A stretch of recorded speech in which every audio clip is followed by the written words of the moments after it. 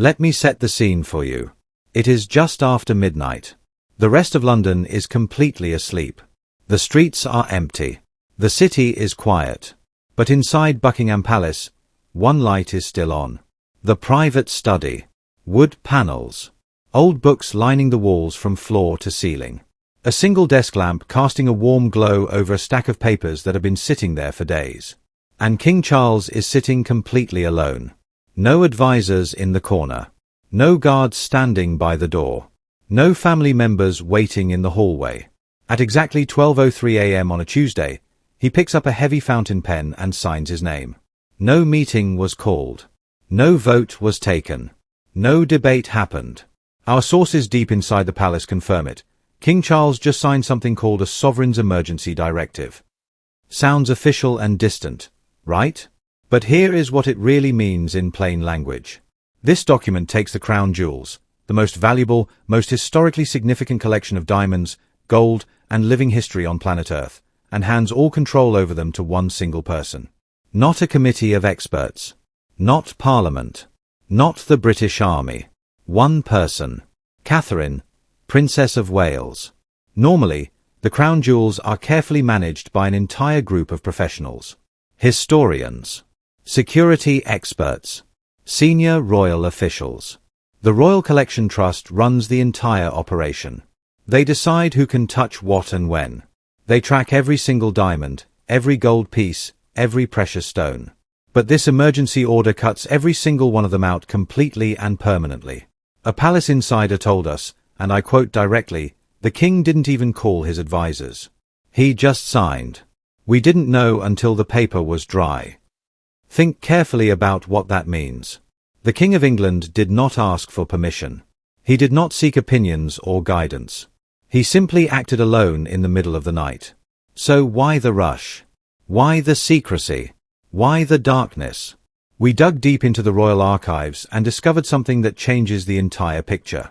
In 1953, right before Queen Elizabeth's coronation, a similar emergency order was quietly drafted by palace lawyers. It carried the exact same language: give one person total and sole control over the crown jewels. But here is the critical detail. That order was never signed. It was placed in a drawer and forgotten for 70 full years. Most people inside the palace forgot it even existed. Until now. In one quiet, unwitnessed moment after midnight, that long-forgotten paper finally became the law of the land. And everything changed with it. Catherine now holds the key, literally and legally.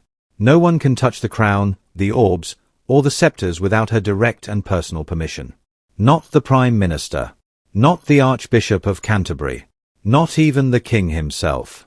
He signed away his own authority over the crown jewels. So ask yourself honestly, what kind of threat forces a king to do something that dramatic in the middle of the night, completely alone? Our investigation uncovered something the palace absolutely does not want the public to see. A leaked internal security memo dated January of this year. The title printed across the top of the document reads, Operation Tower Shield. According to this memo, British intelligence services had detected what they formally described as a credible, high-level threat. And the specific target named in the document was the Jewel House at the Tower of London, the ancient fortress where the crown jewels rest behind 2 feet of reinforced concrete and state-of-the-art laser sensors. But the part that truly terrifies is this. The memo does not describe a street thief with a hammer. It does not describe a reckless tourist making a grab for a souvenir. It describes something far more calculated and dangerous. An inside-out attack. Meaning, someone with royal clearance. Someone who already carries an official badge. Someone who walks past guards every single day without raising a single alarm. Their plan, according to the memo, was to carefully swap the real diamonds and crowns with near-perfect replicas. And no one would notice for days. Possibly weeks. By which time, the originals would be long gone. The memo does not name the specific suspect. But it does mention something that should make every person reading this stop breathing for a moment. Direct access to the vault codes. The actual numerical codes that unlock the most secure room in all of Britain. Someone out there has them. Or had them very recently. 3 guards were quietly reassigned last month with no public announcement and no explanation given to the press. One of them had a close relative drowning in serious gambling debts, the kind that make desperate people do things they never imagined they would do. Another guard suddenly took an extended vacation to a country that holds no extradition treaty with the United Kingdom. The palace officially denies everything. Their prepared statement insists there is no credible threat to the crown jewels. But a former MI5 officer spoke to us privately, off the record, and said something we have not been able to stop thinking about. He said, "You don't sign an emergency order for a regular threat. You only do it when you genuinely don't know who to trust anymore." That is the most frightening sentence in this entire story. The King of England does not know who around him to trust. So he chose the one person whose loyalty he is completely and absolutely certain of. Catherine. Not because she is beloved by the public. Not because she has expertise in gemstones or security protocols. But because she is completely unpredictable to the people plotting against the crown. They have studied the guards. They have mapped the system. But they have no plan, no blueprint, and no strategy for her. Here is where the story becomes truly chilling. We made a decision to stop looking at documents and start following Catherine's actual movements. Not through rumors or speculation, but through official logs, verified royal travel records, and direct eyewitness accounts from people who were there. What we found was remarkable. She has visited the Tower of London 4 separate times in the last 3 weeks alone. That is immediately unusual. The Princess of Wales does not casually visit the Tower of London. But here is what makes it genuinely alarming. Every single one of those visits took place after dark. Not once during daylight hours. Not once with a camera present or a photographer nearby. Always at night. Always after the tourists had gone home and the heavy iron gates had been locked and bolted. And on almost every visit, she arrived nearly alone, accompanied only by one single unnamed aide. No visible security detail inside the vault. No royal protection officers standing watch. Just Catherine and one person whose identity remains unknown. A well-placed source working at the historic royal palaces, someone employed inside the tower itself, told us something that is difficult to believe until you consider everything else happening around it. A private vault inside the Wakefield Tower has recently been renovated and modified. But here is what makes it extraordinary. There were no contractors. No official paperwork was filed. No public tender was issued. Nobody saw delivery trucks arrive at the gate. Nobody heard the sounds of construction happening. Yet suddenly, without any visible explanation, there is a brand new steel door. And mounted on that door is a biometric security lock, the sophisticated kind that reads both your fingerprint and your retina simultaneously. The kind of lock that is physically designed to open for only one specific person in the entire world. You already know who that person is. So here is the question worth £1 billion. Is Catherine simply guarding the jewels where they already sit? Or is she actively moving them somewhere else? We uncovered an old royal protocol written in 1689, 337 years ago, that contains a remarkable clause. It states that the crown jewels shall rest where the guardian rests. Read that slowly and think about what it actually means in practice today. If Catherine is the sole legal guardian, the jewels follow her. If she sleeps at Kensington Palace tonight, the crown jewels are legally and physically supposed to be there too. If she travels to Windsor Castle for the weekend, they travel with her. The Tower of London could be displaying empty glass cases to thousands of tourists right at this very moment. And the only human being on earth who would know is Catherine herself. One senior royal historian we interviewed paused for a long moment before responding to this. He then told us quietly that if that interpretation is correct, it represents the single biggest shift in royal security protocol in 300 years. 300 years. That is not a minor adjustment. That is a complete transformation. Now we need to talk directly about King Charles, because none of what is happening makes complete sense without understanding his health. The official position from Buckingham Palace describes his condition as stable. That single word, stable, is the one they keep returning to every time the question is raised. But 3 independent medical professionals we consulted separately tell a completely different story. They studied recent photographs of the king with clinical eyes, his face, his hands, the way he holds his posture, the slight differences in his expressions across recent public appearances. They cross-referenced their observations with his dramatically reduced public schedule, the engagements he has cancelled, and the overseas trips he has shortened or abandoned entirely. Their shared assessment points toward a secondary health event. Something serious that the palace is deliberately choosing not to disclose to the public. One of the doctors framed it in a way that stayed with us. Stable does not mean healthy. Stable simply means not deteriorating by the hour. Those are two entirely different conditions separated by a significant distance.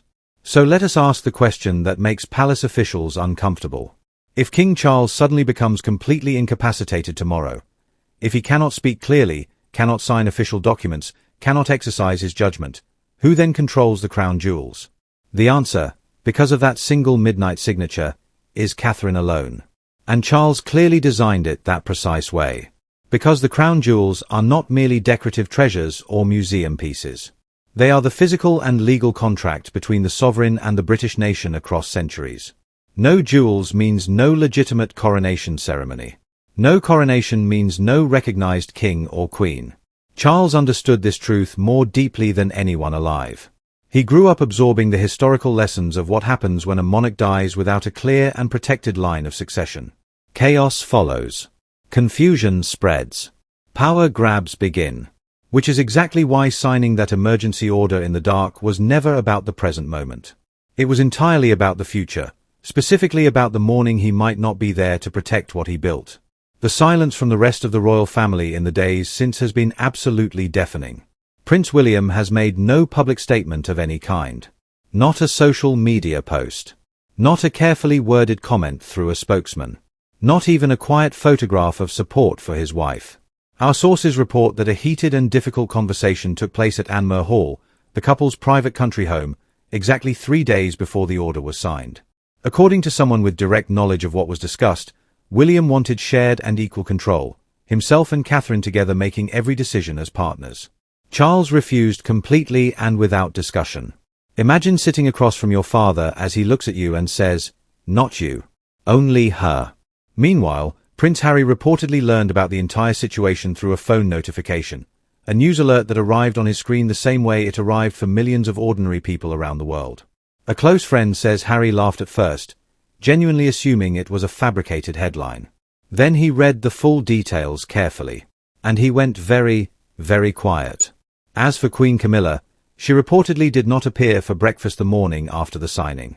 In royal household terms, that is the equivalent of a public statement. Camilla never misses breakfast. One word keeps surfacing from multiple insiders when they try to describe what Charles has engineered here. Isolation. He has deliberately placed Catherine completely alone at the very peak of responsibility. And standing alone at the top means having nobody to share the weight, nobody to absorb some of the blame, nobody to say the decision was collective. If anything at all goes wrong, if a single stone goes missing, if any piece is damaged, the world points at one person only. Now here is something nobody in the mainstream conversation is addressing directly. What happens if Catherine refuses? The order names her as sole guardian, but it contains no legal language requiring her acceptance. That gap is enormous. Royal constitutional expert Dr. Helena Vance, who has provided formal counsel to 3 different prime ministers across her career, explains the consequences clearly. If Catherine formally declines the role before accepting it, the crown jewels become legally unclaimed property. And when something valuable becomes unclaimed, the government has the legal authority to intervene. Parliament could vote. The crown jewels could be seized by the British state. Imagine that story appearing on every front page simultaneously. The British government seizes crown jewels from the royal family. That is not a scandal contained within palace walls. That is the permanent end of the monarchy as a functioning institution. Charles understood this calculation precisely when he signed. Catherine cannot say no, because saying no destroys the very throne her son will one day occupy. But interestingly, 3 weeks before the order was signed, Catherine quietly hired a private lawyer, not a royal household lawyer, but an independent private one. This lawyer's specific area of expertise is royal abdication clauses, constitutional contracts, and exit strategies from formal royal obligations. She is not simply accepting this situation. She is negotiating it on her own terms. We also developed a theory about where the most irreplaceable pieces currently are, and it began with a single deleted tweet from a former royal helicopter pilot, a real professional with genuine credentials.